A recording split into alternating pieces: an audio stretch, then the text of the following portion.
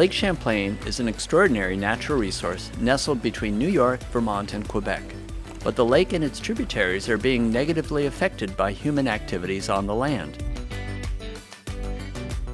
Lake Champlain Sea Grant works to develop and share science-based information to improve the environment and economy of the Lake Champlain Basin.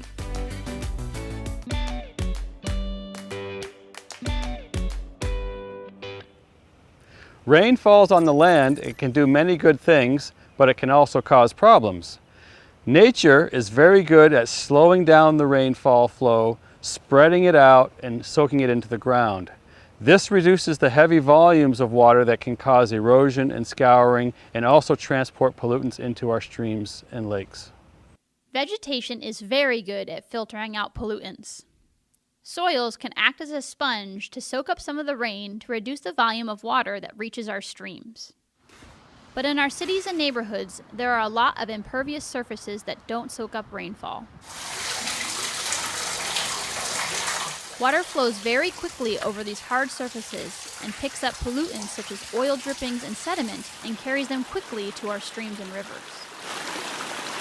Because less rainfall soaks into the soil, heavier flows can cause erosion and sedimentation in streams and lakes, which can damage their health.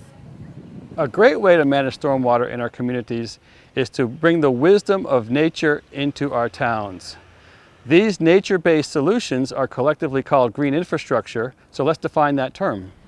In terms of a definition, green can be thought of as nature-based solutions like what we find in the natural world, while infrastructure is the underlying support system in our communities for things like water supply or transportation. Therefore, green infrastructure brings these natural systems back into our built environment. A great way to manage stormwater is to incorporate green infrastructure, which uses three primary solutions. The first is the ability of healthy soil to act like a sponge to soak up rainwater and therefore reduce the volume of water that flows over the landscape and getting into streams and rivers. A second strategy is how vegetation acts as a filter to remove pollutants and debris and also spread that flow out to reduce the impact of that water flowing on the land. A third strategy is the ability of plants to drink up water and pump that moisture into the atmosphere in a process called evapotranspiration. Collectively, these nature-based solutions and strategies help reduce the amount of pollutants that flow from our land into our water bodies and reduce the volume of water that can cause scouring and erosion. Let's look at some examples of green infrastructure. One of the simplest ways is to keep the grass in your lawn taller. Taller grass has longer roots that help the soil act like a sponge. Even better, are there places in your yard that you can mow less frequently to let your grass grow taller, such as a pasture? Ditches and water pathways are great candidates for mowing less to encourage taller plants. You can even plant these spaces with wildflowers and other landscape plants for beauty and effect. And we are all familiar with the benefits of trees. In terms of stormwater, trees help break up the soil to encourage water to infiltrate and to take up large amounts of water. This reduces the amount of stormwater that reaches streams and other waterways.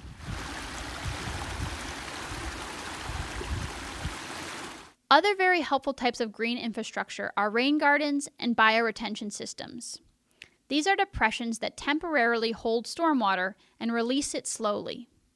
This allows water to soak into the ground without running off. They are often planted with native vegetation and can look beautiful. Let's not forget our natural green infrastructure, forests, wetlands, and floodplains. Each of these is a workhorse for water quality, slowing the rainfall flow, spreading it out, soaking it in, and filtering pollutants. Besides reducing the impact of stormwater, green infrastructure also has many additional benefits for us. They are beautiful elements in our neighborhoods and cities. They provide ecosystem services such as food for pollinators, habitat for birds and wildlife, and trees can provide shading, cooling, and improved air quality. Lake Champlain is a natural treasure. We all have a part to play in protecting it and the waters that drain to it, now and into the future.